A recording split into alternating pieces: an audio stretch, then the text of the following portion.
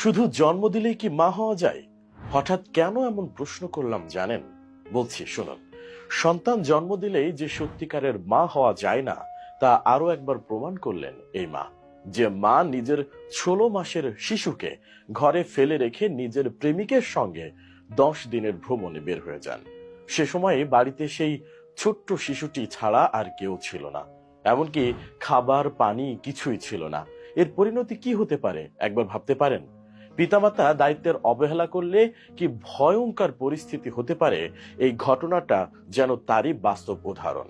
American বাসিন্দা ওই নিষ্ঠুর মায়ের নাম ক্রিস্টেল ক্যান্ডেলারিও।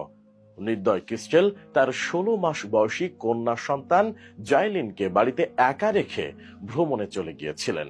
যদিও বাড়ি থেকে বের হওয়ার সময় মেয়ের সামনে কয়েক বোতল দুধ রেখে যান মা ক্রিস্টেল, কিন্তু শেষমেশ তার পরিণতি হয় মর্মান্তিক।